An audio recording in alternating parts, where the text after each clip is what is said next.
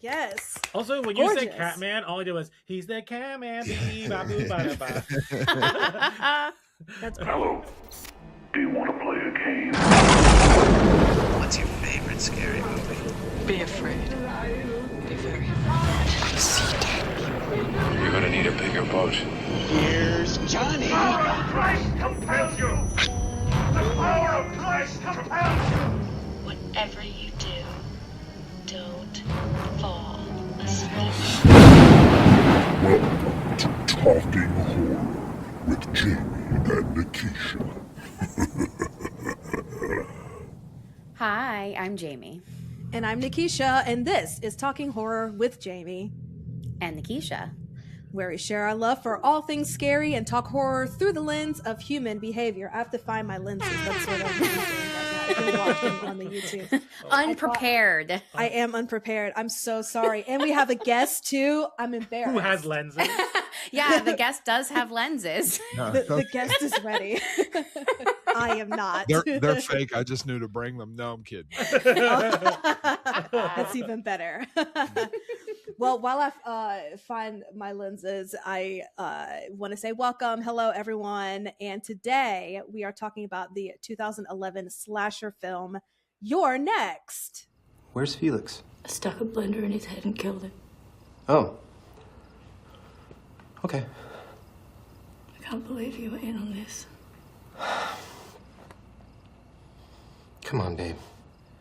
You do know how broke we are, right? You would have killed me. No. That was never supposed to happen.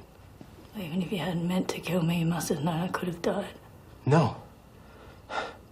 You were supposed to be the witness. Which I'm surprised we haven't done yet. I thought we did it. Me too. Yeah, I don't know why. So I'm happy we're actually doing it. Because I feel like we've referenced it frequently. A lot. This is like one of our number one most suggested movies in the suggested, probably. Mm-hmm. I love that. I agree. Yeah. Yes. Well, I'm excited that we get to talk about this and with our fabulous guest. But before we introduce the guest, a little bit about the movie. This movie was directed by Adam Wingard and written by Simon Barrett, and it stars Sharni Vinson, Nicholas Tucci, Wendy Glenn, AJ Bowling, Joe Swanberg, Barbara Crampton, and Rob Morin, with the special appearance by Ty West that I didn't realize until this watch that he was in. So very excited to dive into everything that is Your Next. But I'm going to kick it over to producer Brian to introduce our guest. Yes, we have a guest. You may know him from social media. He should be your movie guy. Welcome, Chuck. The movie guy, Chuck, our movie guy, the movie guy. I want to be your movie guy. He's my movie guy. Thank you so much for joining us. We're so happy to finally talk horror with you when we've just been chatting horror on TikTok and social media. So thank you so much for joining us. No, it's an absolute, listen, it's my pleasure, and I'm absolutely feel honored to be invited on. Anytime anybody, wants to chat or anything like that, I'm always usually down for it, because it's cool, because I just like to talk about shit that I love, and I love You're Next with it's in my Letterboxd top 4. So when I pitched movies to you, I went on your Letterboxd and I was like, okay, what's in this top 4 that we haven't covered yet? And that's how we came to Your Next. I was shocked when we hadn't done it yet. Also, for those of you watching us on YouTube, the Ash poster behind you in different panels is spectacular. We are big. That was one of the first things I noticed. Shout out legendary wall art. You can find them on Instagram. They're like cool, the coolest dudes on earth, and they'll literally print anything you want on a panel. Very cool. Gonna follow them right now. Yeah, listen, they'll do it. They'll like send you shit for coverage. Like, you could just make a video and say, "I love this. This was what it looks like on my wall," and they'll just send you paintings. Like, they're the coolest. That's awesome. Yeah. We are big Evil Dead people here. Jamie got me very into Sam Raimi and Evil Dead. So that's a great thing to be in. Favorite. Two's your favorite? I love 2. I love 1. I'm a 2013 truther.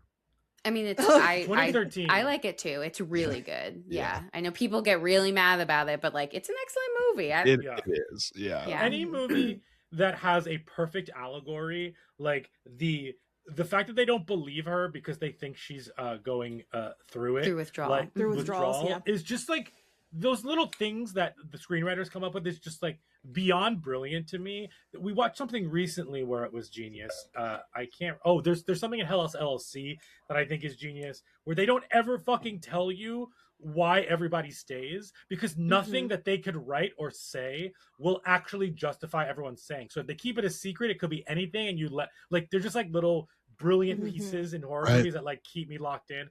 And 2013's is that one. That no one believes her because like they think she's fucking lying, and there's this like analogy. It's great. Anyway, sorry, tangent. Great love but in the description are all of Chuck's links. Follow him on TikTok. Follow him everywhere because like speaking from actual personal like shit, I have watched so many movies because he has suggested them. Some that I did not like, but I'm so happy that like I expanded my knowledge of the horror landscape, if you will. And then some of them I really fucking loved. And there's one I watched recently that I can't remember that you suggested. But I did, and it was great. So thank you. I also forget what that is. It's really cool. I do the same thing as you do too. Like I follow people whose opinions I disagree with a lot because I like there's things that I watch that I really want to like them, but I just don't like them. But sometimes I'll hear somebody explain something like just like you said about the allegory, like somebody that didn't like Hell House LLC could hear that and get a new perspective and watch it and then like it. So like I love that. I love to be like challenged, you know, intellectually to like maybe go back like Hereditary. I'm still trying with Hereditary. Like, it's like I like it. I just don't love it like other people, but like I constantly go to YouTube and watch people break it down and then go back and watch it again. Cause like I really want to love it. Yeah. I'm just not there yet. Baby steps. Baby steps. At least you're trying. That's all that matters. That's all that matters. Most people would just be like, I hate this, and now I'm number one hater troll, and like that sucks. No, I could always find something good in every. I watch nothing but independent films, so you got to find the good most of the time, you know. Yes. Yeah. Being a positive, optimistic moviegoer has absolutely served me well over my many many years of that. So I'm just happy to hear that. But yeah, follow him everywhere. Because we are just here to talk your next, and can't wait to do that. So Nikisha, what are your other? There were some other before we get into it. What were your other ones on your top four, like your favorite horror movies? Just so my top four. My top four, I believe, as it stands now, is The Thing, The Fly, You're Next, and Eden Lake. That's a solid range. Like that's cool. I'm never getting off the Eden Lake hill. Like I have Eden Lake bed sheets. Like I'm never ever ever backing off. Just because I love swing for the fences filmmaking. Like I love people that take risks and are willing to push it. And it's like that ending is neck and neck with The Mist, and it's just so gut-wrenchingly depressing and brutal. And like I love the fact that they like stuck it and they didn't try to make it happy, or they didn't try to give you this Hollywood she got away type kind of thing. Like and a lot of filmmakers don't have like the resolve to do that. So like I respect it for that reason. Yeah. And Jack O'Connell's fucking wicked in that movie. He's having quite a run right now. Quite a run. Yes. He's incredible. Yeah. Yes. Well, I do want to piggyback off of that, Brian, because I know when we do have guests, we do ask at least what was your introduction into horror. So I guess since we're already towing that line, I would like to ask you, Chuck, what was your introduction into horror? More specifically, what was the thing that made you say, oh, this is my genre and I want to find out everything that I can about horror movies?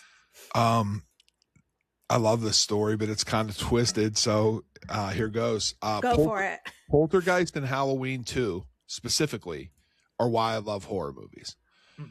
They're both tied to my mom. So my mom loved horror movies. She was a big reader. She did like horror novels. She was a big Stephen King fan and loved horror movies. My dad was like hit or miss, but his favorite horror movie was The Thing with James Arness. So we always got to argue like what was better, like Carpenter's or this 1952 The Thing. But me and my sister, when we were growing up, we were like not great kids. Like we were a little unruly to say the least. And Poltergeist was the most terrifying thing I ever seen whenever I was a small child. Like the clown which I have sitting over on my desk because the thing that scares me most I keep very close to me, Yeah. and it still freaks me out to this day. But like when we were bad, my mom would put Poltergeist on, and like we would leave the room or go to bed, or like we would be good. So it's like a mental trauma attachment I have to horror. Sure.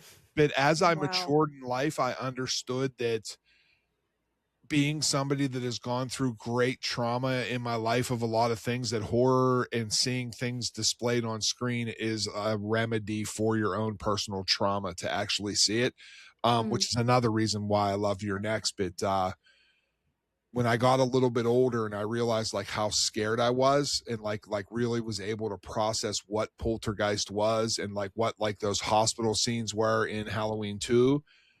And I love that feeling. I love that endorphin rush, that little hit that I got, and I've been chasing it ever since. Like it's rare that I get something that jumps me or scares me. And like I watch Poltergeist now, like it's still effective to me. Like it's still scary to me. Like I think supernatural and ghosts are really like, I don't know if they're real or not, but like I'm not going to say they're not, because like it's just like you don't know. So I don't know. It scares the shit out of me. But yeah, and why Poltergeist isn't my top 4 is just, with me, it's just a known quantity with me, that like I love that movie more Yeah, than sure. like life itself. So I love Cool. that. Good answer. Good answer. Yes, Thanks. it's a great answer, especially about the ghosts and things, because it's like, even if you don't believe in it, it's cool to just not fuck with it. Just leave it there. Yeah. There's no need to bother it. No, you I'm know? the person that comes in the house. If it says something to me, I'm gone. Like I'm not hanging. I got to go later. Yes, There's so absolutely. many things in that movie that, because I also watched Poltergeist when I was too young, and like so many of the origins of the fears that I still have today are from that movie. Clowns, thunderstorms, closets, ripping my own skin off of my face. Like so many. Oh God. There's even times like we don't have like traditional cable TV anymore or anything like that. But there are times that they'll have like station breaks, or anytime like static comes up in another movie. Oh, I immediately think of like I could care less what's going on in that movie. I immediately think of Poltergeist. Like it is burnt in my brain forever. Yeah. That's how I am with Jaws. I love Jaws. I am almost 40 years old, and I get into a pool and I still think I'm going to be eaten by a shark. I'm in a pool. Yeah. I still think a shark is going to get me. Like that movie is everything to me. It's that, and like I grew up watching Psycho a lot, and I love Psycho. Very similar to the way that like I'm looking for that hit that I felt as a little kid when that rocking chair turns around, and then she turns around and it's him in the doorway. Like I chase that in movies. I was like, what, 7, maybe, like, and just like totally blew my mind. And I chased that forever. So yeah, I totally connect with what you're saying there, both of you. Yeah. That's awesome. I love Jaws so much. Masterpiece. It is great. Which have we done Jaws? Because I feel like we haven't done that either. We're gonna save it. We're gonna save it for like our like 300th episode or something. Oh, like great. Yeah. Brian's already got it planned out. Yeah. And I'll show off my Jaws Funko collection. Yes. Oh yes. Yeah. I will almost look at people differently if they don't like Jaws. Like I've never just openly ran into somebody that was like, Jaws sucks. Like it's just impossible. I don't know about you. Right, exactly. Yeah, you sure about that? Yeah, Yes. exactly. Love it. Well, we're here to talk about Your Next, so let's get into it. But I'm gonna kick it over to Jamie now for some trigger warnings, because there's a few I think we should probably bring up. Just a couple. Yes. So this is one of the main themes of this movie is home invasion. There are also lots of stabbings, slashings, impalings, with crossbows, with nails, with I was going to say arrows, but I guess that's implied with the crossbow. Yeah. It's all good. Just lots of sharp things, and axe. like a meat tenderizer. Yeah, just lots of wounds, lots of blood, lots of what's that wire called? It has like a special name, right? That was on the door. Yeah, the wire that's like across the Yeah. door and then The she razor runs wire, through. yeah. Oh, yeah. Some kind of wire thing. Screwdrivers. Yeah, just lots of stabbings and bloody gory blood. Yeah. Big stab movie. and annoying family members. Was that family your drama, uncomfortable family dynamics. That's definitely a trigger. Right. Yeah. But Brian, was that your Australian accent though? No, okay, I was just no, it was not. I was just that was my like sitcom. Like, you know, got it. Don't take my word for it. That's my like LeVar Burton. Like, It'll make you look at blenders differently too. Blenders. Yeah. That's the best one. Yep. I love a good kitchen appliance in a movie. Yes. Whether it's cheese like grater, the potato gremlins. peeler. Yep. Totally. Yes. Oh, amazing.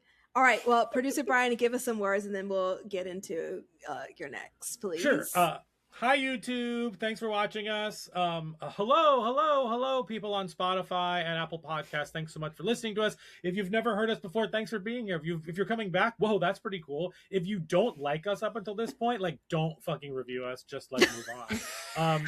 But thank you so much for being here. Again, we are on TikTok primarily, as well as Instagram at Talk Horror Pod. Follow us there. We cover movies that we do not cover on here. We do fun lists, holiday stuff. Like we just go ape shit there. So check us out on those. And engage with us. You know, don't say mean things, but if you do, it's still engagement. But cool. That's all. Okay, great. Well, we need a plot summary of your next, and since we have a guest, producer Brian doesn't have to do it. Yay! What's the plot? I love that. Do you want the plot synopsis? Well, you have 2 minutes to say whatever you want to say about your next, and Jamie is going to time you. So, however, let's let Brian do it because he always has to. No. Yeah, no. I'm saying Brian, you time it. Oh, I'll you time. Yeah. Okay. I want to give you back some of your power. 2 minutes of my general feelings, or like what it's about. Like that's. Oh, I'm sorry. What it's about. What it's about. 2 minutes plot in 2 minutes. Okay. I mean, I'll just give you the traditional IMDb because I have it pulled up. Let's do it. Then I'll elaborate upon that. That it's when the Davison family comes under attack during their wedding anniversary getaway. The gang of mysterious killers soon learns that one of the victims harbors a secret talent for fighting back. Your next is arguably, in my personal opinion, the greatest home invasion slasher movie ever made. And I really will die on that hill. And the reason that I'll die on that hill is solely on the performance of Erin, who is our final girl in Your Next. And I think that she is just an exemplary example of non-tropey fight back. I'm a bad bitch. I'm not taking anything. She's not dumb. She doesn't trip. She doesn't step on sticks and make noises. And the allegory for the women's empowerment of what a badass chick she is, like, makes me love it so much because it's just a very, very, very empowering thing to see, because it's satisfying because she's not taking anything. Like, she's smart. She thinks on her feet. Like that first scene when Catman walks through that door and like she understands the situation that she's in, and you just see that female rage just come through her and she just lets it out and you're like, okay, let's go. She's different. And I think that what Adam Wingard did with how it's shot in such a frenetic way with the handhelds and the quickness of the cuts and the shots that it makes you feel like you're there, like you're sitting at that dinner table trying to hash out these family problems that start to arise. And it makes you feel like you're with your family, because everybody has families that are like that, or somebody that has something weird to say. So like it puts you in there. Like it's more of an experience than just like watching a movie. That's 2 minutes, baby. Love that. And that's the plot. Nice. Yes. Also, when you Gorgeous. said Catman, all I did was, he's the Catman. Bee-ba-boo-ba-da-ba. That's perfect. Well, they don't like have names, so I just call him Cat. Oh no, he should be Yeah. Catman. Yeah, the Catman. Catman. Yeah. Catman. Yeah, Yeah. totally. Yeah. Good And mask. actually, Good mask movie. very good mask movie. And actually, I want to say, at least when I was looking on the Wikipedia page, or no, this when I was watching the end credits, they named them as lamb mask, cat mask. Oh, they do. Like Yeah. they do. So they don't I have love names; that. they're named by their masks. Yeah. So he's that's Catman. appropriate. Mhm. He's the He's Catman. Catman. Bee-ba-boo-ba-da-ba. Great. Well, let's get into the nitty gritty. I can say words. No, I the promise. nitty ditty. The nitty gritty of it. With our first segment, trick or a treat, even though I feel like I know what everyone's answer is going to be, but we are just saying, was this a treat? We enjoyed it, or we don't know how we feel about it, or it's neutral. We have neutral feelings about it, or trick. We did not like it. It was not our cup of tea. Just to give everyone off the top how we feel about it before we get into details of why we feel how we feel. So, Trick. Treat. Chuck, trick or a treat? Oh, big time treat. Amazing. Producer Brian. Big time treat. Jamie. The treatiest of treats. And 4 for 4. Treat, All treat all right. around. Yes. So let's talk about it. Let's gush over this movie in our likes and gripes. And now our likes and gripes. So, Chuck, I know you already started this when you were talking about the plot summary, but if you want to give some more details about the things that you really enjoyed about this movie, now's your time. Go forth. Oh boy, I could gush all day long.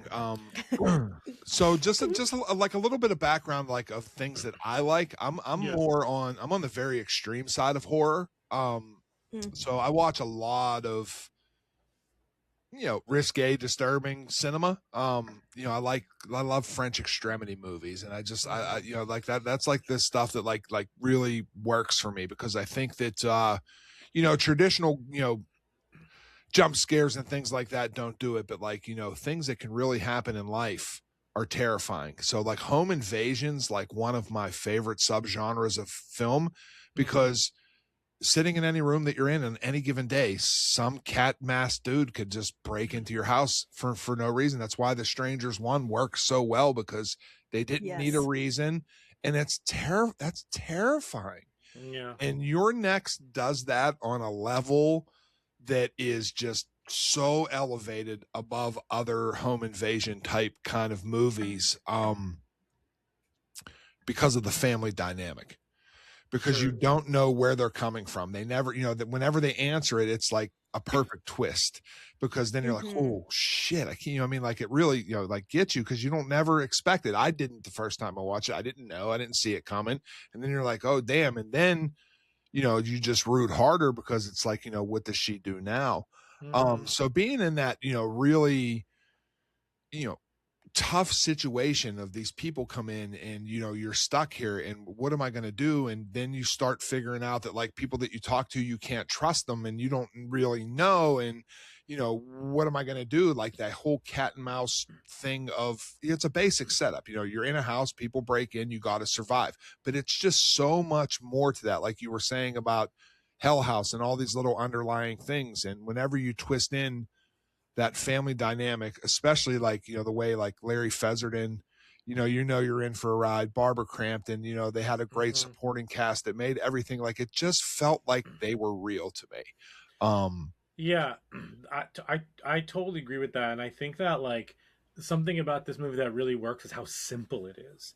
It's so simple, but everybody is giving their all. So like, it's not this like over convoluted mess. Like it is doing what it does to like the nth degree. Right. And it's to jump on that point, like it's so good, and they put in like such great performances that it's like, how rarely does a slasher type kind of movie like this get made where they don't immediately want to make another one. But Yeah. like it's so good that it's just not needed. Like they've discussed, I've talked to several people that have worked on this film, and like there was ideas for it, but they could just never get it to the point of like, why? Like, why would we do this to her again? You know, like why would this happen again? You know what I mean? And like I think that is a statement in itself that it didn't need to be dragged out or explored more because they like really hit the nail on the head with what they achieved to do.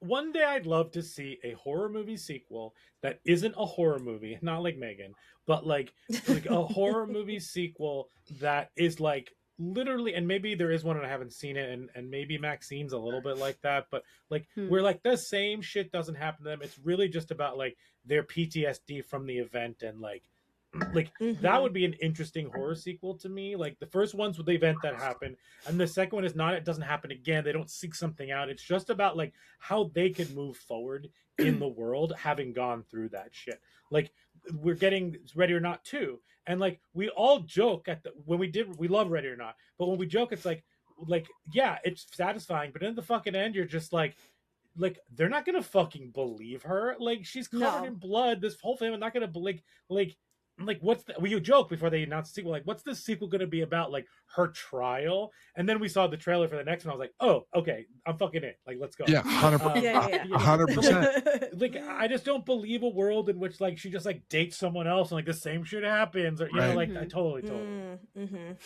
Yeah. I can't wait to see it. Yeah. Very, very excited. Oh yeah. I heard it was better than the first one from a little birdie. Really? A little birdie told me that it rips real hard, and there's lots of exploding people in it. That's all I want. Yeah, I mean it's radio silence. What do you expect? Yeah, and they're directing something. What are they? They just got announced as directing something else. Yeah, but it was something that didn't. I forget what it is, but I remember. Look it up. Yeah. I remember reading it. It was something that didn't feel really radio silency. Like, so I was real intrigued by that. Well, while Brian's looking that up, just because you said Mummy rips. 4. The Mummy 4 with Brendan Fraser and Rachel Weisz. They just signed. They've officially signed the contracts yesterday. Rachel Weisz and Brendan Fraser. Yeah. Seated. Done. I don't even care if it's bad. I'm going to go see it. Oh yeah, absolutely. When I tell you, how do you not? how do you not? Yeah, but also that is on a long list of like bisexual awakening movies, The Mummy, and I just have to like acknowledge that. But that. It's fantastic. Very excited for that, and love the comeback of Brendan Fraser too, and all this stuff. So it's gonna be great. But Chuck, you said something about rips, and then that just made me think about the kills in this, and I want to talk about, or just leave it as an open up discussion of what we thought were the best kills, or the ones that we thought were the most fun. But then within like a home invasion movie, how intense all the kills were, because I liken it to The Strangers as well, and kind of just using what you have around the house, as opposed to like they have crossbows and so many other like intense things that they are using, and it adds to the terror of it all. You know, it's like you don't know where these people are coming from, but then all the stuff that they're using, you're like, oh, I'm a goner. You know, it's not like someone's running around with a knife, like regular slasher, quote unquote regular slasher movie. You know, someone has their one thing that they use, but this felt like it was so much. So I just wanted to ask, what kills were fun for you all? So I think that the best sequence in this movie is the kitchen fight scene. Because I think the build is incredible. I think it's funny. The soup joke is fucking funny. Like when she does the soup and it's cold. It is. Because like it's funny. It also shows passage of time. And the thing is, the soup joke isn't a one-liner. The soup joke... Funny things in movies that never get old are not one-liners. Funny things in movies are based in character and context. Like the one-liners from a Will Ferrell movie will run out and not be funny the 10th time you've seen it. But like a moment like that is fucking funny because they were all sitting down to dinner and shit went down. And of course the soup is cold, but she's like doing anything and like it's really fucking funny. Then you have these really tight claustrophobic shots of them. So you're kind of like you know where they are in space, but like you're like Chuck mentioned at the very beginning, like you're in their point of view, and then to end it with the fucking blender while she's like fighting off both of them or whatever it is just like it's such a good sequence with great performances, great direction, great sound editing. So my favorite is the blender, and again I'm biased because I fucking love a kitchen utensil for good and evil. Yes. Well, even just talking about the soup of it all, because it was still smart of her to throw it because he's slipping all over it, right? And so it was useful in that sense, you know, because it's going to be hard for him to maneuver to or get to her because he's like slipping and sliding on this regardless. Yeah, if exactly. It was, right, and then it's not a throwaway; it's used in the actual fight sequence. Exactly. Right. Yes. Yeah. Jamie, were you going to say something? Sorry. Oh no, I was just. I just said yes. I agree. Okay. I mean, I'm happy to share what my favorite kill is. Yes, or please. like injury. No, I guess kill. Is the wire one. Because there's so much buildup to like she's the fastest, she can do this, and like the slow-mo of her like, you know, getting the running start, and everybody's like hope is kind of building, and then just so hard and so fast, and like nobody is expecting it. It catches you completely off guard. Totally. And yeah, it's like horrifying when she's like choking. Crispin already left at that point, so we don't think anything is wrong with the front door. Right. So like they subverted our expectations already. But yeah, when she grabs like her this neck, is I'd a safe forgotten. thing. Yeah. When she grabs her neck. Wait, did he leave already? I thought he was still there. I don't remember now. I don't remember either. I thought he leaves after. He might. After that. After her. Because I think he moves. I think he like moves it. He goes underneath it. Yes. Oh, yeah, you're right. Never mind. I take that back. I Yeah. ruined the whole episode. Record over this part. Yeah. Right. But what's funny is the scene, yes, the build up, but also the comedy that happens before when they're all arguing about who is the fastest anyway was just peak. Like, because it's in the middle of like there's an arrow in the brother and they're trying to deal with that and trying to just come to terms with what is happening, but because their family dynamic is so shitty, I love how this movie never leaves that point. It's like regardless of the terror that is happening to them, they're still being shitty to each other. Like they're still like fat shaming Crispin and like all of this stuff, like all of those underlying familial like bullying shit still exists within the dynamic of like people are trying to kill you and you're like still fighting over dumb petty shit. Right. And then to me that makes me think, because we talk about peopling a lot, does that feel like something that would continue to happen because it's so habitual, or is it like, no, y'all, someone's trying to kill us, let's all band together and try to get the fuck out of here? I think that's what makes it feel really real, because it's they feel genuine. And like I have some people in my family that are like that, you know what I mean? And I would imagine like what if you were stuck in a bunker and there was like a nuclear bomb? Like people are still going to argue. They're still the same people. They're just in a different situation, but that adds to the realism of the movie. And like, I love that. And I love the humor, and because it just feels very unforced and natural to me. Agreed. And something else about the peopling is that one of my biggest pet peeves about horror movies, which I just like excuse because like it's a horror movie, is when a friend dies. Like you're fucking best friends with someone and they get fucking killed by someone, and you're just like, oh no, my best friend. We gotta keep moving. Like that's not real. That'll fuck you up for the rest of the movie. This one, the dad is completely incapacitated when the mom is like fucked up, and like he's done. Yep, he's done. Like I feel like the fear and the sadness of these people when everyone is falling one by one is this is one of the only movies where I actually believe that these people are affected by the deaths around them, and that is like really refreshing in a genre that like doesn't usually do that, to be fair.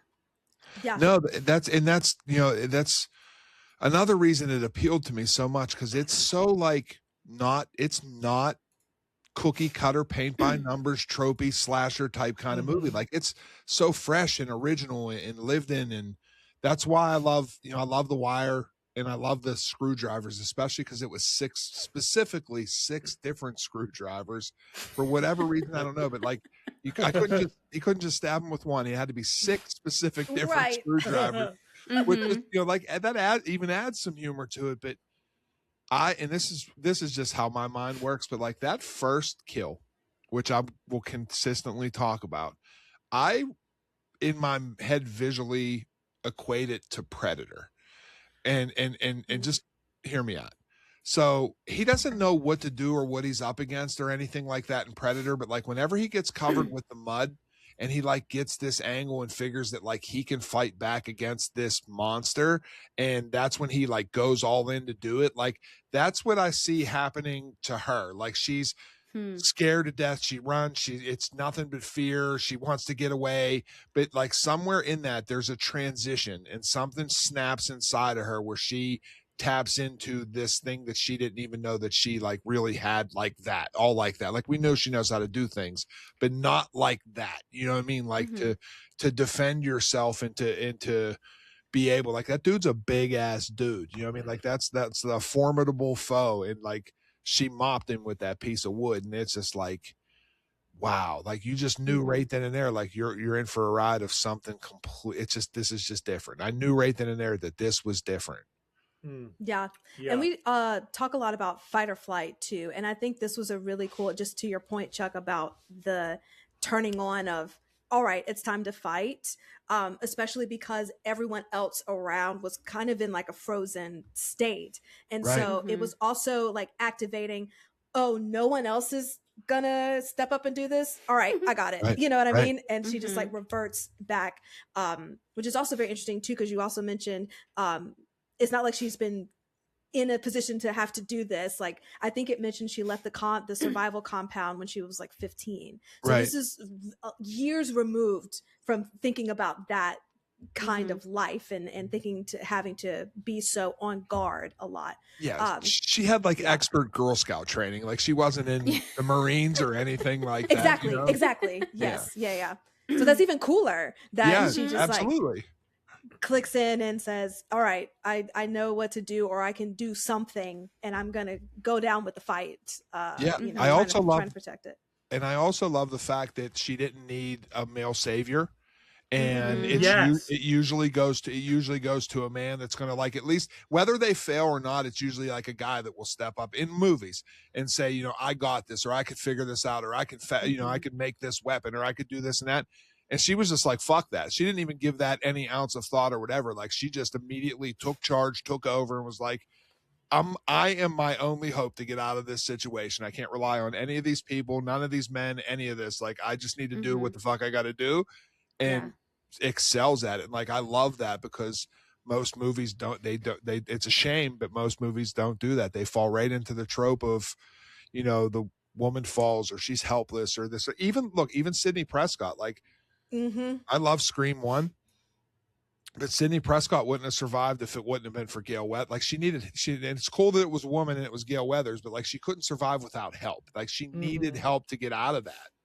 Yeah. Erin absolutely is just the baddest. Like she's just like, I'm gonna mow through all these people, I'm gonna survive this. And like I just love that aspect of the movie. And also the screenwriting in this is very smart, because clearly the screenwriter knows what a stereotypical home invasion movie is, and the horror trope. So when Crispin leaves at the beginning, again, I'm back on Crispin leaving, but when Crispin leaves at the beginning, the first time I watched this, I was not thinking that he was involved anyway, because my assumption is that he was going to come back and help and save them at the end, because that's the trope that always happens. Yep. And it didn't happen. And that's kind of where a lot of the fun and the surprise, at least the first time you watch the movie, the second, third, fourth time, and fifth time you watch the movie, it's very clear that he's a fucking dickhead behind it all. But like the first time, like that's what you anticipate, because that's what fucking happens in movies like this. But it doesn't, and it's great. But that's also how well written it is, because I just went to see Scream for the 30th anniversary. And I've never seen it on the big screen. So like it's the first time I've seen it, and it's very comparable to your next for one reason. Seeing Scream 30 years later on the big screen, every time Billy and Stu connect eyes, every time they're in the same frame, you can tell that they're up to something, just the way they look at each other or mumble under their breath to like keep it down, or like when Stu's joking around. And like now when you go back to Your Next, like you could read it. Like it was foreshadowed, but in such an intelligent way. Yeah. It was a surprise. But like now when you go back, you're just like, oh yeah, he's a scumbag. Yeah, I have in my notes like Crispin is a red flag at the beginning. Oh, big fucking time. Big red flag. Yeah. And then you find out that like Erin was his TA at one point and all that whole thing. That was that. If that's not the biggest fucking red flag of a guy who that was the TA, and like he's like oh man, 100%. Exactly. Well, here's a question. Do you really do you think that Crispin really didn't want Erin to die? Yeah. No, because she's the witness. Yeah. Got it. Okay. That's why he even invited her. So like how far along their relationship was and stuff like that. Like if she died, I don't think like that would have been quote a problem, but like she's part of the plan. She's the witness for all of this. He just didn't expect her to be fucking like MacGyver. Yeah, right. Right. Severely underestimated her. Yeah. Man, and his final monologue trying to convince her is so fucking good. Because he's so pathetic, and like at no point, like if someone else that might be juicy, like we'll live, we'll have all this money, like we just forget about this. And then his fucking line where he says, "You know, I'm a pacifist," is like so fucking good. That final, I think I saw him in Signal before this or whatever it was. He's such a good actor. Like that sequence, that monologue would have been trash in somebody else's hands, or it would have been like, "This is my evil like come to the dark." Right. But like, no, he's like he as an actor, like Nikisha, you can let me know if I'm wrong, but as an actor, he's got objectives, he's using tactics, he changes them throughout that speech to try and get her to like change her mind. And she's like, "Are you fucking kidding me?" And then like it stabs it, like, oh my god, so good. Well, but the line is like, "You know, I'm a pacifist," is so good. I definitely wrote down that line about being a pacifist, but you talking about beat or tactic changes, that's what also got me in that monologue, because when he says, "Had you acted normally, we could have this would have been just easy," and then that's the shift of like, "You piece of shit." Right. Like, oh. What do you mean? But he's really perfect, like a perfect little weasel. Yeah. Yes. A weasel, a blamer, like a weasel blamer. Yeah. Like, he was never gonna. Yeah, he was never gonna take us responsibility for him being the common denominator in this huge problem. Like it's just, and had to put her down in that whole entire thing because it just showed you truly like who he was, and he played it to a T. Yeah. Ugh. He's very slimy. He does suck. Yeah. Oh, we should add him to the worst boyfriends list. Oh yeah. Oh, that's right. Yeah. Yes. We gotta raise this banner. Raise the banner. Right. Worst boyfriends. Yeah. Christmas. Welcome to the list, baby. Shitty Hall of Fame. You piece of garbage. You're such a piece of garbage. He really is. He really is. He's joining the ranks of our favorite paranormal activity. Mika. Oh my god, the worst. Yeah. Yes. Fantastic. Oh, I know we've all been kind of like group chatting, but does anyone have any other like likes and gripes they would like to bring up in this movie? I feel like we've all said a lot. I have a list. Oh, tell me. I'll just I'd love go to through hear it. this. The title card in this is fucking amazing. Amazing. Agreed. Because there are two. There's diegetic at the beginning where it's what they write on the windows, on the glass, and then you get it at the very end. So like both very rarely you get two fucking hard title cards, and this one definitely fucking does it. One at the beginning, I would not be okay if the door was fucking unlocked, even if you justify it as like, oh, the cleaning crew, like this door's open, go fuck yourself. I thought the exposition in this was outstanding. Everything is told through doing and not by telling. Like Mhm. the relationship dynamics alone just told me everything I needed to know. The set design, the costuming. Never was it like, oh, well, I'm the dick of the family. None of that bullshit. Like it just showed. And I thought that always impresses me because people get lazy in exposition, and I thought it was really well done in this one. I also really like that they do not visually, they don't really give you a lay of the land of the house layout, which I liked because it kind of leaves you in the dark as Yes. things are happening to them. That's a great point. Because there's a lot of this movie is very claustrophobic in its filming. I think Chuck had mentioned that earlier. It's very frenetic in its filming, and so like you as a member, just like where can they even go? I don't know the layout of this house. Where's the kitchen? How do they get upstairs? Like, is there a basement? Like, there's that kind of stuff which I really like.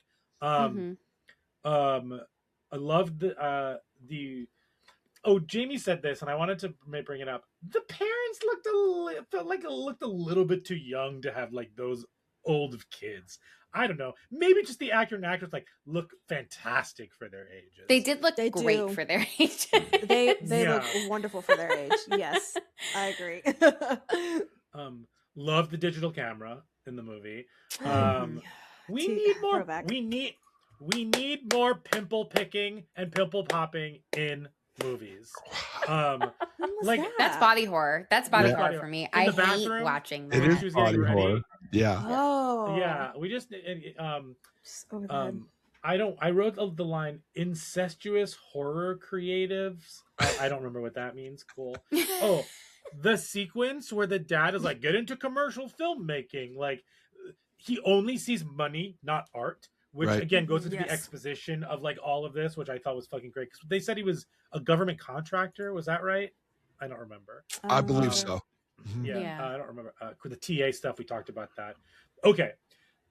This movie is very cool because everything before the attack at dinner, pretty straightforward shot composition.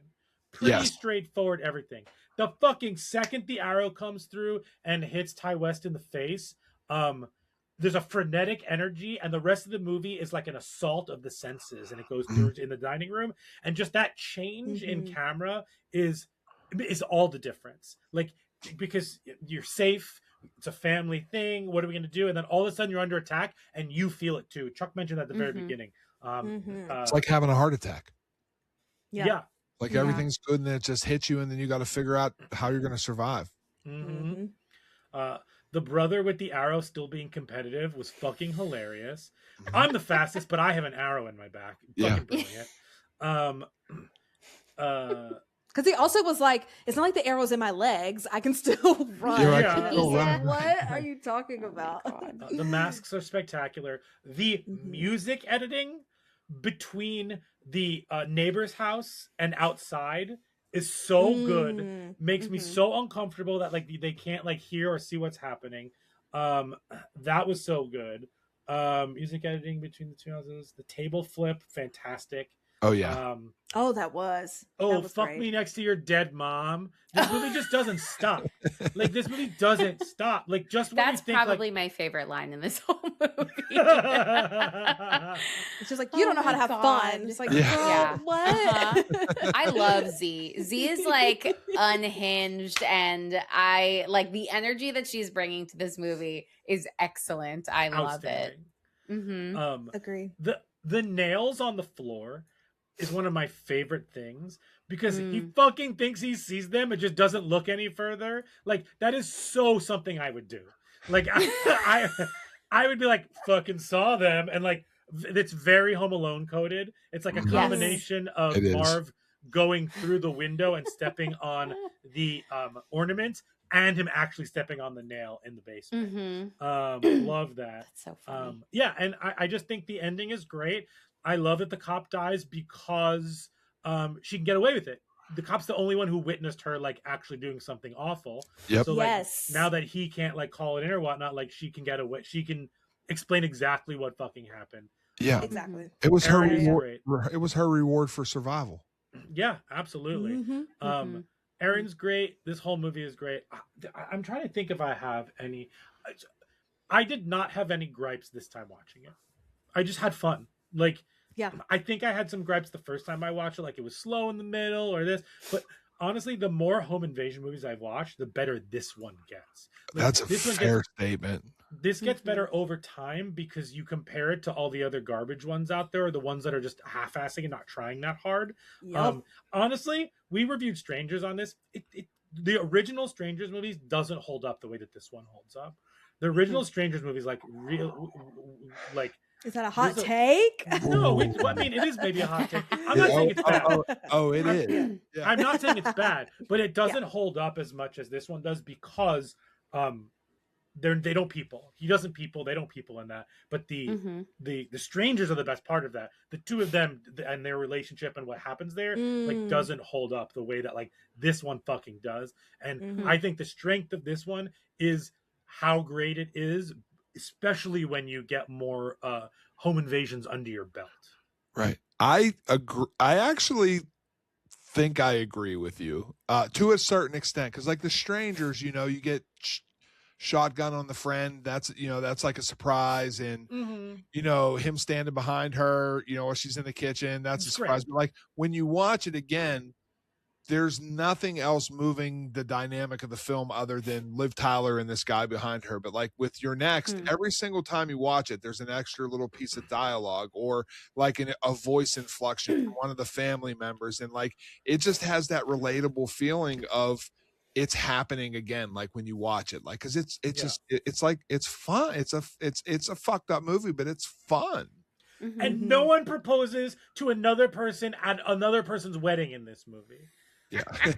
That's the capital offense, and I think that's what we said is why all that stuff happened to them. Don't expect me to root for you to survive when you propose at someone else's wedding. Exactly. Scott Speakman. I love that. That's why he deserves to die. Yeah. He committed the worst social faux pas. Yeah. Therefore, get murdered. Get murdered. Get murdered. Get murdered. I love that. Any other, Jamie, do you have some thoughts?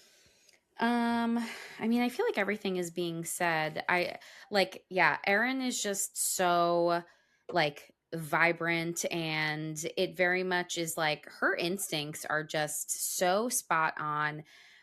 And I find that so fascinating always because like we talk about this a lot of like, how would we respond in these situations? I don't know. I would love to say that like my fight or flight would kick me into fight, but God damn it, I'm a freezer. I know that I would not move. I would just be stuck in place. The fact that like her instincts are just like overridden by action is so impressive. But again, it feels grounded in that like she was raised in this way to like be prepared for these things. And like, even though her skills have prepared her for this, there is still the fear that is very present and like visceral in how she's responding to things. It's like she's working really hard to like keep her shit together and act, but also like in moments where she's not actively moving, it's usually because she's hiding and like something else is happening. Like the fear is overtaking, or like when she's overhearing conversations, when she finds out that Crispin is a part of it, like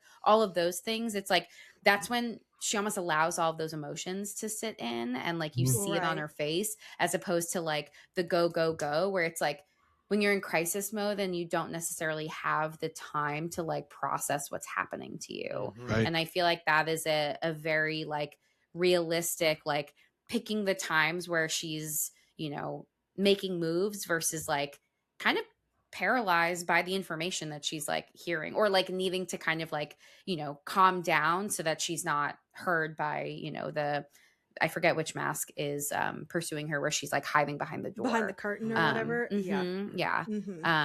So I really like that. And then there are the moments where it's like letting some of those other emotions take over, like when she kills that guy with the meat tenderizer.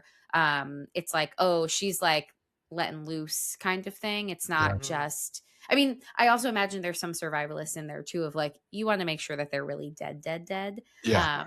But like, it does seem like she's letting all of these things come out in that moment. This isn't a gripe at all. The thing I'm really curious about is like her relationship with Crispin. And because there's like a comment, I think it's I think it's Felix and Z talking to her, and they're like, oh, like, you know, he'll be back. And or like, oh, he's like strong, whatever. And she's like, he's not, but like, thanks for trying, kind of thing. Yeah. It really makes me wonder, like, what is the dynamic? What does she see in him? And like, because she looks so hurt when he bails, and again, he doesn't know that she has all these skills. Right. She, you know, it seems like they haven't been dating for very long, and I can't remember if there's like a month amount of time that they drop early in the movie when they're in the car.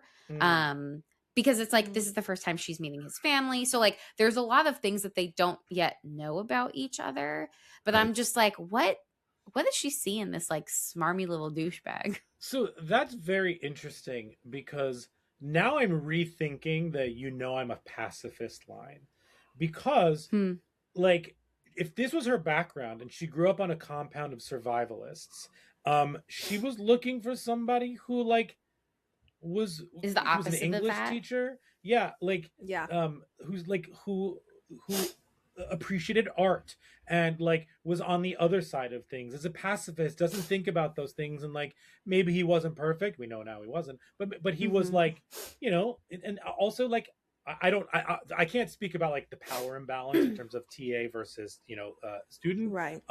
but like I don't know, that makes me rethink the pacifist sign. Like, I'm a pacifist, like not just like reminding her that's why she like likes him. I don't know. I'm reframing that based on you, because I didn't think about that, and you saying that made me reframe that a little bit.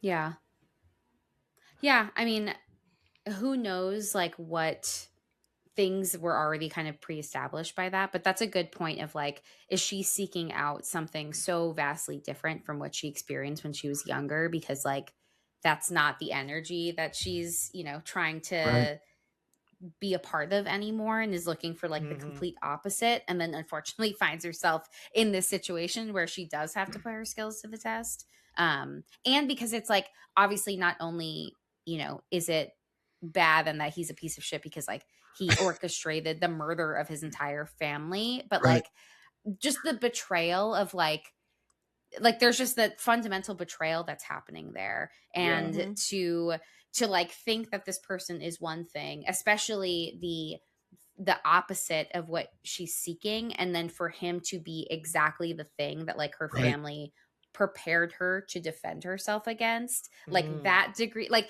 it is the you like the life trope, I will say, or stereotype of like, you seek out and date the people that like you do have these like very similar characteristics within family dynamics, and you're like not actively doing it, but maybe you're like subconsciously or unconsciously doing it. It's like, did she accidentally find herself pursuing the type of person that her family tried to keep her safe from, and lo and behold, like this is the situation she finds herself in.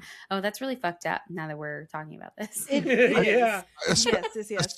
Especially because I think if I was to guess and make an educated guess of what I think she went after a guy like that because it was a complete different person than anything she ever knew. So within that and everything she's known her whole entire life, that was like safe to her. Like she sought safety in how different this lifestyle was that he lived, because it wasn't go, go, go, or this, actiony thing or whatever it is that she's been through that we don't know. His life was 100% not that.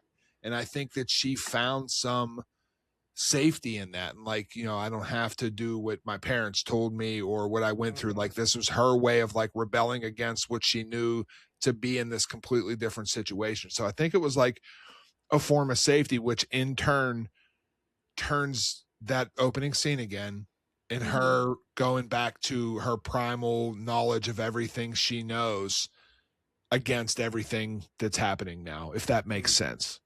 It makes sense in my head.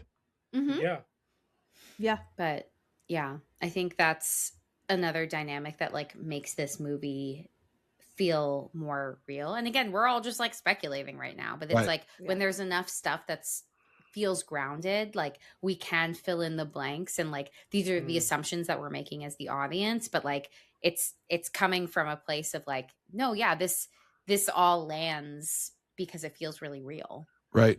Mm-hmm. Agreed. Yeah. And I want to say, Jamie, when you were talking about the power imbalance, that also feels accurate too. Because I mean, she is a smart girl, and it you would hope that she would see signs of red flags, but again, that's like also a life thing because we ignore so many red flags for whatever reasons, you know, whether it be because we're rebelling from what we thought we what our parents want us to have, or whatever the case may be. But that power imbalance does also feel right, because then it's a matter of like, she doesn't have to be the one, you know, in power, you know, even though she could be, she knows that she can be because she grew up that way. But she's like, let me, if someone wants to step up and I can step back, like, I'll do it, you know. Right. Sometimes people that carry the weight on their shoulders their entire life need exactly that, somebody to you know, make them feel comfortable or not have to be the one that's always solving things or doing things, or you know, all of that. And I think that had a lot to do with it too. You know, it's like escapism, you know, and we all do that and like ignore. I don't know how many things I've gotten myself into and ignored things just because I was attracted to something different or something that, you know, just felt out of the normal for me to do or people to be with. Like, and I also ended up with some of the best friends in the world that I've ever had because they were just so different than anything that I ever knew. And I think she was willing to like take that gamble, which was a bad gamble. Right.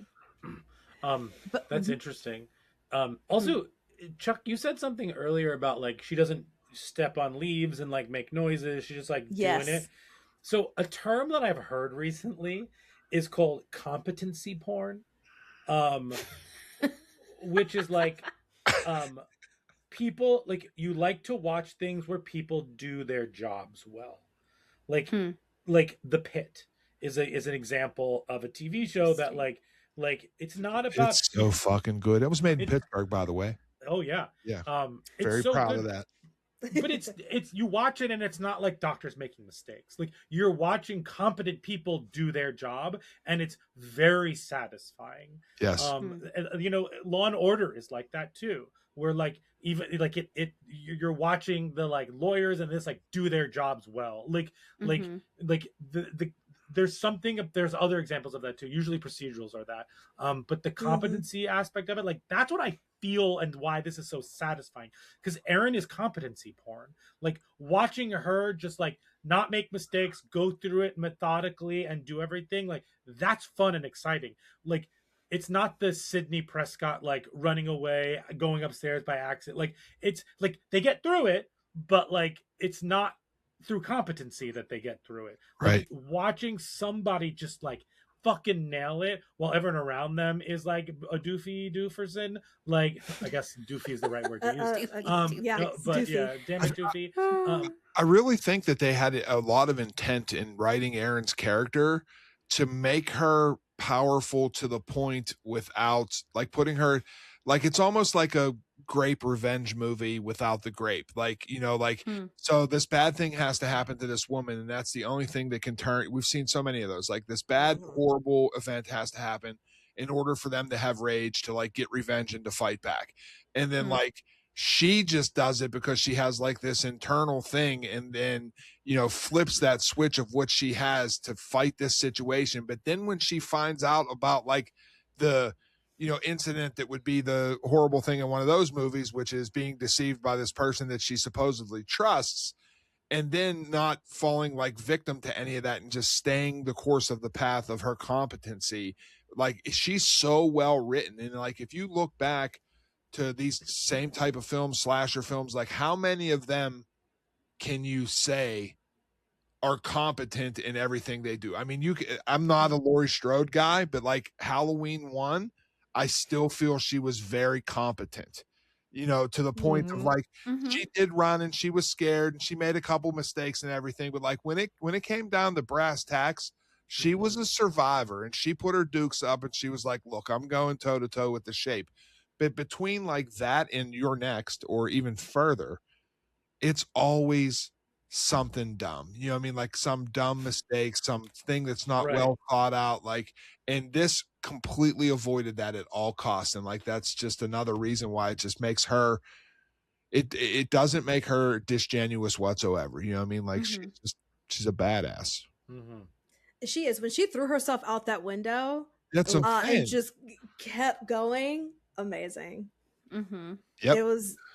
She's fantastic. But competency porn, that Brian That's is gonna so stick funny. with me forever because that is genius. And now I'm gonna start looking at anything that I watch in that aspect. Like, Listen, same really, here. it's I was even yeah. I was like that. Maybe that's why I love Eden Lake, because it's very competency porn on her on Kelly Riley's quest for survival. Yes. And then that makes me think of like, would I apply that only to horror movies? Because like I'll watch, Bob's Burgers and no one's doing anything right in that. And Right. But it's a comedy. And so is that what adds to the charm of it? But the competency porn in horror is like what, sticks. But that feels right because the and you all pointing out how Erin was handling things, that just reminded me of the juxtaposition of one of the sisters or the wife of the brother who did get out and was running, but was running and screaming and like flailing, so that all the other people who were already in the woods heard her, obviously, and just would follow her and kill her in the woods. And I just remember thinking in that scene, like, why are you screaming and yelling? People, like, the wrong people are going to hear you in this moment. Yeah. Ocean's 11 is competency porn. Okay. I have not watched Ocean's 11. To the highest level. Yeah. Amazing. Now I'm looking up. Yeah. It's a well-oiled machine. Thief with James Caan. Thief is a good one. Oh, My Cousin Vinny. Oh, I absolutely. love that movie. That's my dad's favorite movie. Moneyball. Moneyball is competency porn. Yes. I love this. Yeah. So this is awesome. Yeah. Okay, cool. Now we're going to have to add that to our things to talk about when we talk about our movies. Is this or isn't it competency porn? I love that. Right. Yeah. Exactly. All right. Any lasting thoughts before we move on? Okay. I don't think so. Fantastical. Let's move on to our next segment. Brains.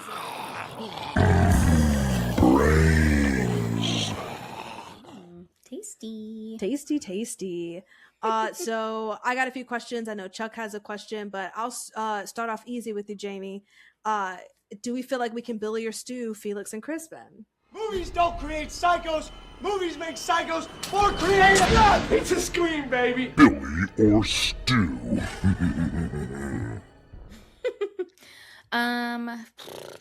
I think that Felix is more like Stu. Like, I don't think that I think a lot of the things he's doing is like impulsive. Like, I think he wanted to do this, but I don't think that he's like that smart.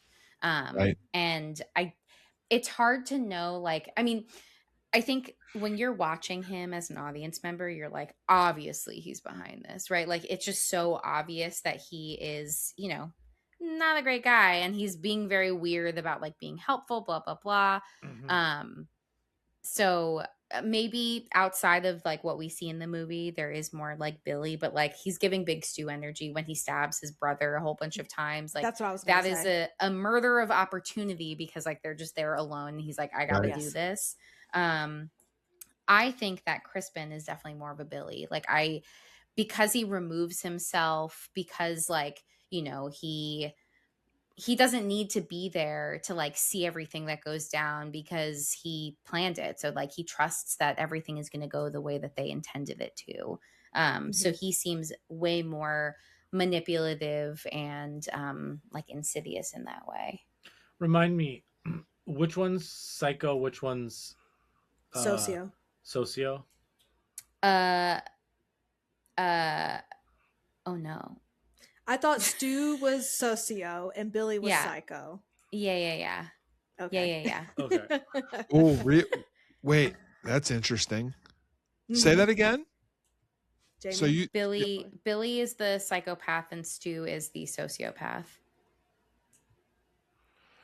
Why? One is, I would say, a little bit more like together when it comes to how they are like not just trying to accomplish their goals being murder, but like the way in which they're presenting themselves, like it's more put together, even though there is like a complete lack of empathy and remorse. There is like a inability to connect with people. But I think the sociopath like typically has a harder time like maintaining a job and like, presenting themselves as like a, what's the word? I don't want to say normal because that's like right. the worst word to use, but like better a wearing more a disguise. normal, that like it's a lot harder to kind of hide some of their like antisocial characteristics, if you will. Or they're like that's kind of how I'm impulses. like perceive. Yeah, that like there's a lot more like impulsiveness as opposed to like calculating. I love that. I actually, for some reason in my head, I thought it was like a deep level of intelligence to like for somebody to be classified like a sociopath versus a psychopath. So it was flipped around in my head. That's why I was looking for clarification. But that makes perfectly good sense.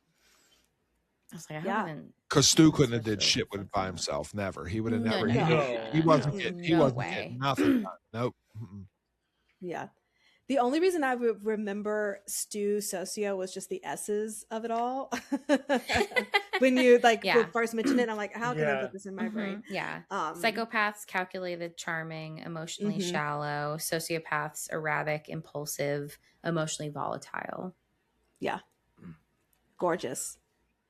My mom and dad are going to be so mad at me. I was waiting for you to say it. Such a good line. Chuck, you had a question that you wanted to ask Jamie for Brains, yeah? Did I? Go forth. You were talking about Erin, and well, I'll let you talk about it. No, go ahead. No, please elaborate because I'm lost. So like if my brain doesn't work, so that's fine. But go ahead. Well, you mentioned how Erin can actually like we talk about always in all these movies, like how do people move forward from this with all of the trauma, the PTSD, yes, yeah.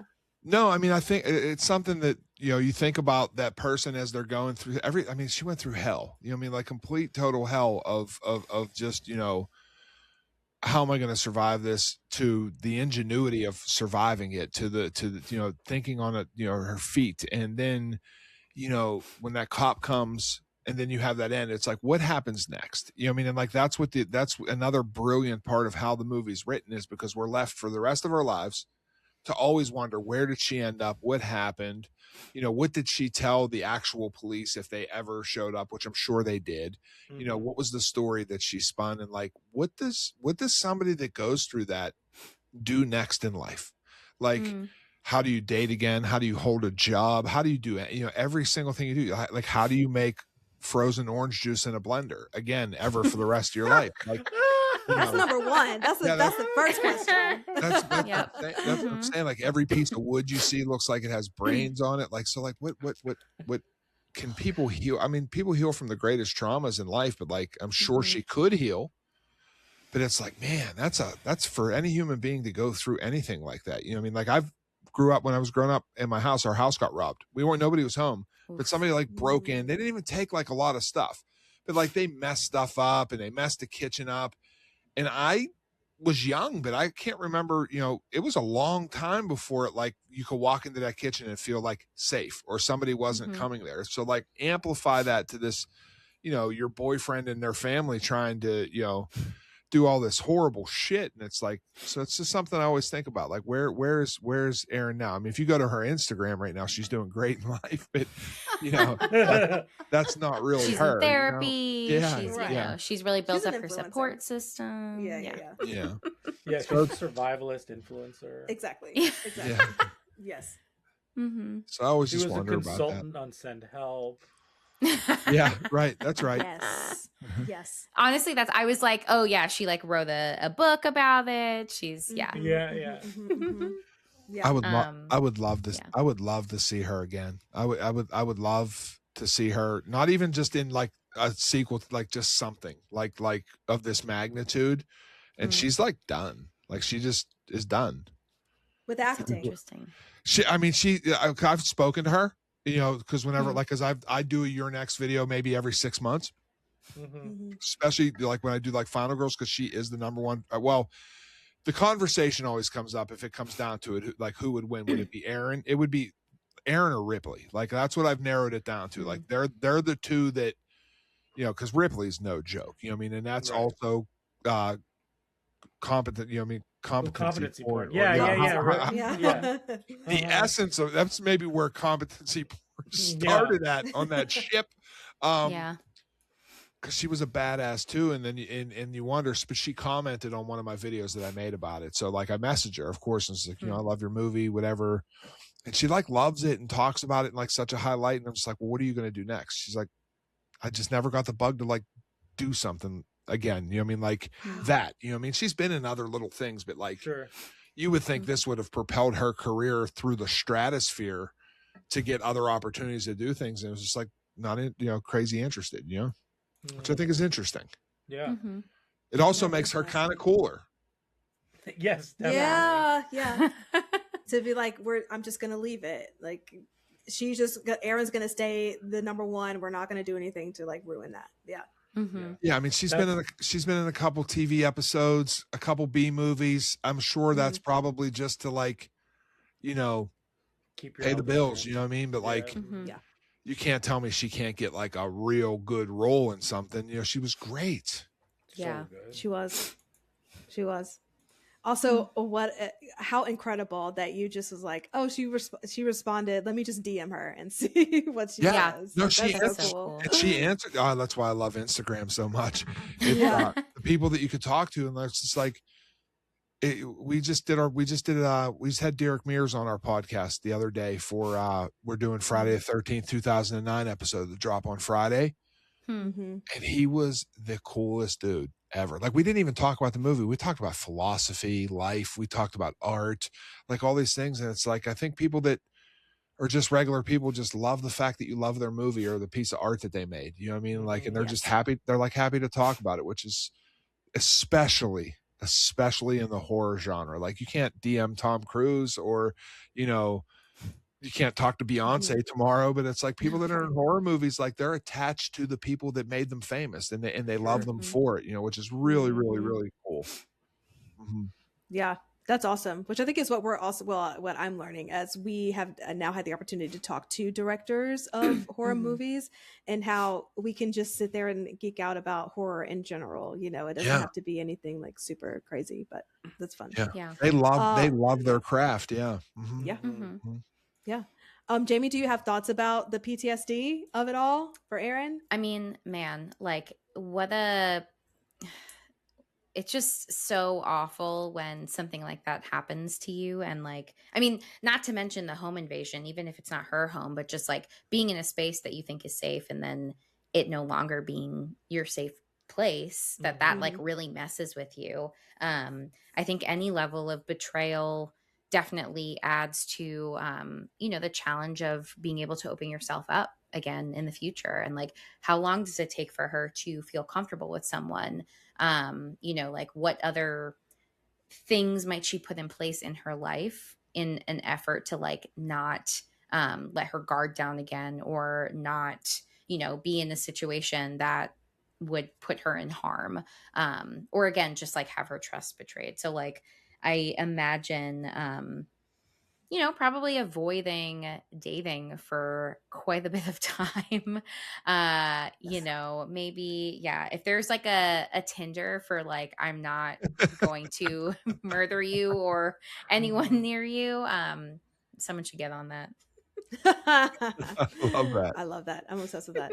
And then because we talked about just her time in the survival compound, I just wanted to know, when does prepping for the worst become worrisome versus like being responsible? And I just think of it because we talk about motivation a lot, and like, is this motivated by anxiety, or like is it motivated by like actual things that you do need to kind of prepare for? So I just wanted to know your thoughts on that.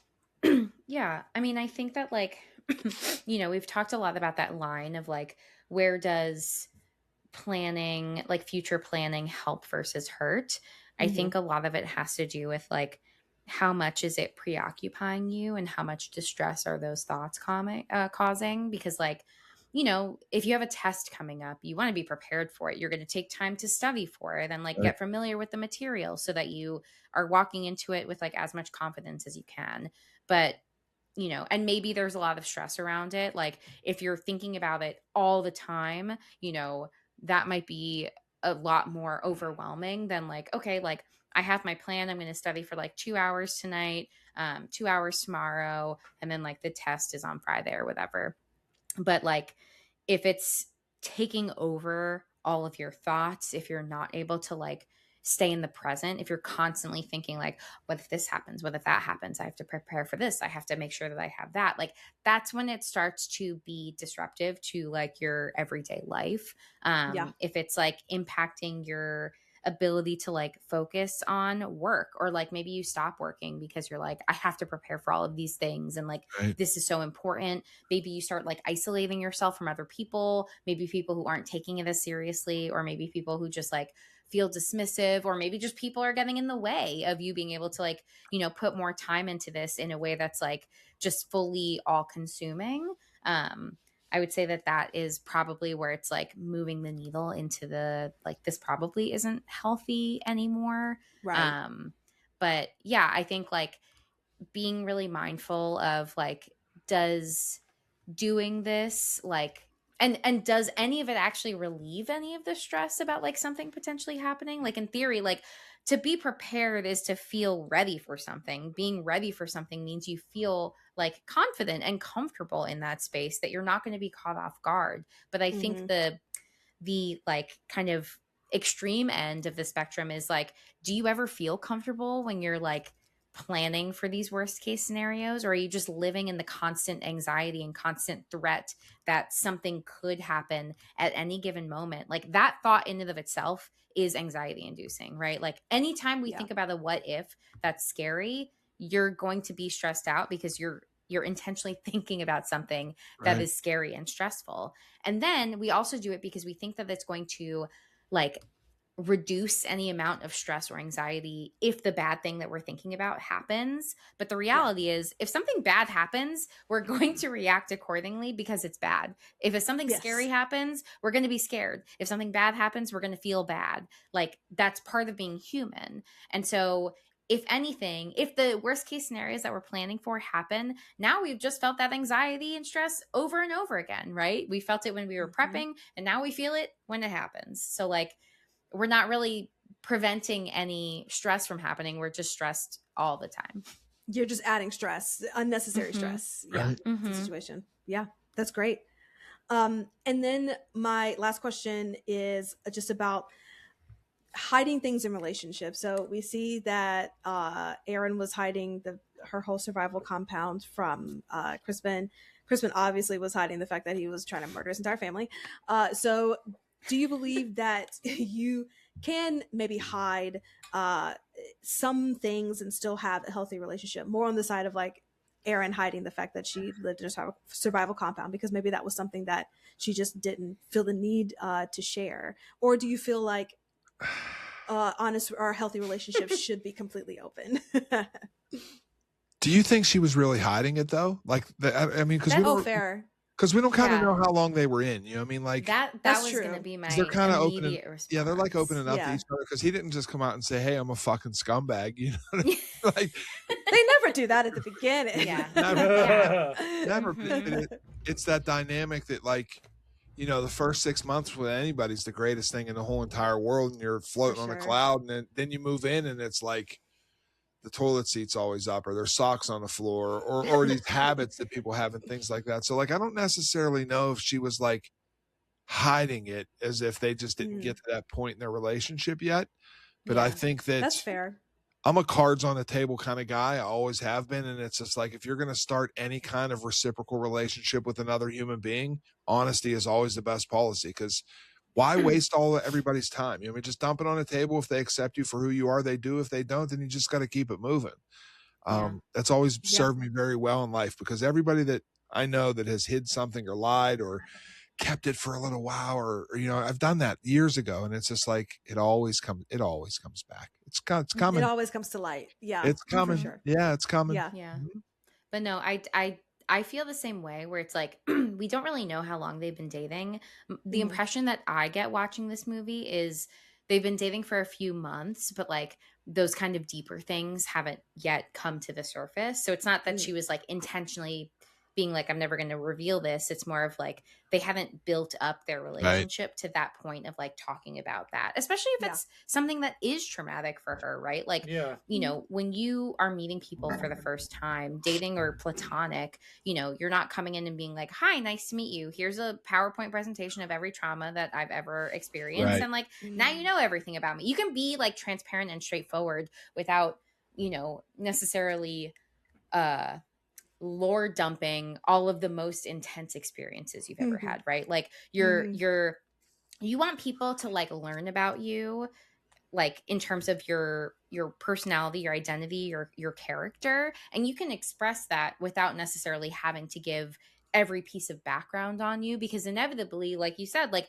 these things will come up, and part of that is also trust. Like we don't want to trust somebody that we just met 100%. Like that is unsafe, right? Like when we talk about like things on opposite ends of the spectrum, people who are very guarded, we focus on that a lot more, I think, as a society of like, oh, this person's like, you know, holding back and guarded and withdrawn. But like on the flip side, somebody who's just like so open from the jump and like has no like, you know, barriers or anything that's protecting them, like that is also not safe. You're going to get hurt all the time if you're just assuming that everybody is like upfront and being 100% with you. Like that's not reality either. And so like, how are you finding this middle ground of allowing people to show you who they are so that you can build trust over time? Yeah, I love that. There's my friend used to always talk about people who just drop anchors, is what she says. And it's to your point of giving just everything like at the jump. They just like drop the anchor. Here is everything. We're here. And it's like, I've known you for 24 hours, you know? Yeah. So. And we don't have to fast forward relationships. Like that's also probably not healthy, right? Like we want to give these things time, and like we don't need to unpack all of these things in like the first 4 dates. Like again, there will be plenty of time to get into, you know, all the ways that my parents have fucked me up, and we can still have fun before that. Yeah. I think it all comes with a sense of rejection too, and like wanting to be accepted. And it's just like there's a time and place for everything kind of deal. You know, it's like the first dinner you can't say like, hey, pass me the butter, and you know, I have this horrible things that I went through, you know what I mean? Right, exactly. Just drop it at the dinner, you know? Yes, yes. Yeah. Yep. That's fascinating. I love that. Great. Well, that's all that I have for brains. Should we rotten tomatin this? Let's rotten tomatin this. Okay. It's the Rotten Tomatoes game. What do you think this has on Rotten Tomatoes? Nikisha, let's start with you. What do you think? And we're doing critic score. This is the critic score. What do you think the critic score is? Nikisha, guess. 89. All right, Jamie? 93. Ooh. I'm going bold. Yeah, Chuck?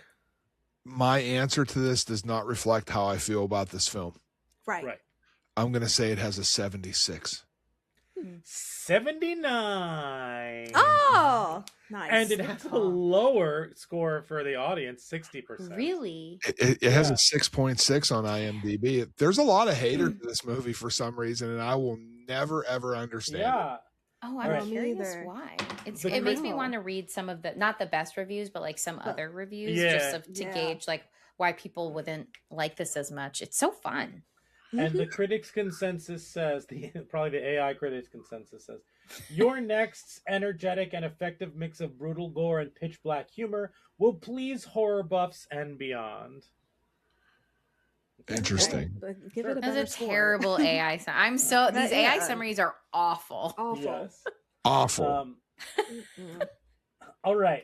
What do we think this has on On Letterboxd, 0 to 5 with decimal points. Jamie, let's start with you. Okay, now I have to like rethink my whole strategy. Right. 3.2. You took mine. Nikisha? It's okay. Same brain. I'll say 3.3. Chuck? 3.4. 3.3. Nice. And of course, we of course need to do the top 3 most popular reviews. At number 3 with 3,000 likes, finally, the Home Alone sequel we deserve. Yes. I love that. At number 2 with 3,700 likes, Where's Felix? I stuck a blender on his head and killed him. Fuck, girl, you sure did. Hell yeah, you fucking did that. Yeah, love And it. then Love it. the number 1 review with 4,800 likes is This and Ready or Not are totally girlfriends. Yeah. Yeah, that's a good. Yeah. That's who needs to date. They don't need to date any more men. They need to date each other after Yeah. their experience. What if there was a crossover? I mean, that would be need cool. it. I need if it. she shows up in Ready or Not too, that will blow my mind. Truly. It will blow my. I would literally blow my mind. Yeah. And if you care, Jamie's review is Erin greater than John Wick.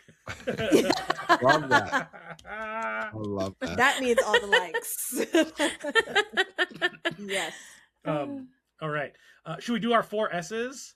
Yes. Sure thing. Skull, scare, shakes, and suggestions. The Talking Horrors 4 S's. The 4 S's are skulls, scares, shakes, and suggestions. We rate them 1 through 10. Skulls is how well this handled mental health, human behavior. Scares, how scary is it? And shakes, is this a one and done? Can you shake this movie off if it's sticking with you? And then we'll do those, and then we'll get into our suggestions. What would you pair this with in a Walmart 2-pack DVD? Jamie, let's start with you. Sure. For skulls, I'm somewhere between a 7.5 and an 8. Because again, like I think that there is a lot of like the family dynamics that would probably stick around, but every so often I'm just like, why are people always making the same dumb mistakes in these situations? So yeah, I'm in between there. For scares, I'm giving this a 2.5, not because I think it has necessarily like loads of jump scares, but I think just the fear of like the idea of a home invasion is pretty horrifying to me. And even though it does feel kind of Home Alone-y in terms of like the way that things are going down, I think still there's like enough of that like internalized fear of like, did I lock all the locks in my house before I went to bed? Yes. So yeah, that's what that brings up for me. And for shakes, I'm giving this an 8.5. Again, I'm shocked at like how many people rated this not as highly or that don't like it as much, but like, yeah, this very much feels like a quintessential like home invasion horror movie, but like the best kind where like somebody's actually kicking everyone's ass. Yeah. I'm Nikisha. obsessed. Yeah, mine are similar. I put 7 for skulls, but that's like all Erin. Like she's doing the work. Scares, I put this as a 3 because it's gory, but not a lot of jump scares. And shakes, I put this as an 8. I always thoroughly enjoy this movie, and I know I've suggested it 1,000 times. I gave this an 8 because for skulls, because people are peopling, like truly people are peopling. Scares, I'll give it a 2 just for a lot of the things that the two of you said. Then I give this a 9 out of 10 for shakes. Like this is arguably, and we may have argued it, the best home invasion movie. For many different reasons. And if you want to know those reasons, listen to the episode again. Well, except for Home Alone, obviously. Rewind. Except for Home Alone, doesn't count. Yeah, Home Alone's the greatest home invasion movie of all time. Cool. Chuck. So Skulls, I'll go an 8. And reason being is she really had to keep herself in, she had to protect her own like mental aspect of, just not crumbling under pressure to to succumb to what's going on. Scares, I'm going to go a 6. And the only reason I go there is because it's far-fetched this situation happens, but like somebody can come through that door at any time. Like, and that's just a very real thing to me. And I'll go a 9.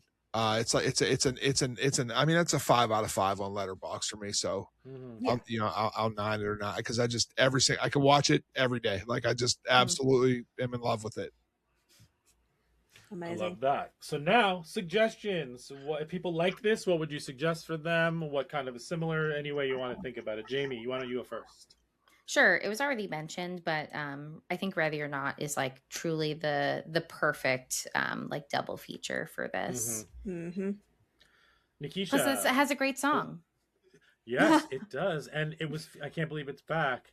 Run, run, time to run and hide. Oh my god, my fucking favorite song ever. Run, so good. Run. This is not a lie, but like a few years ago, I made like a Spotify playlist for like, long drives that we would go on.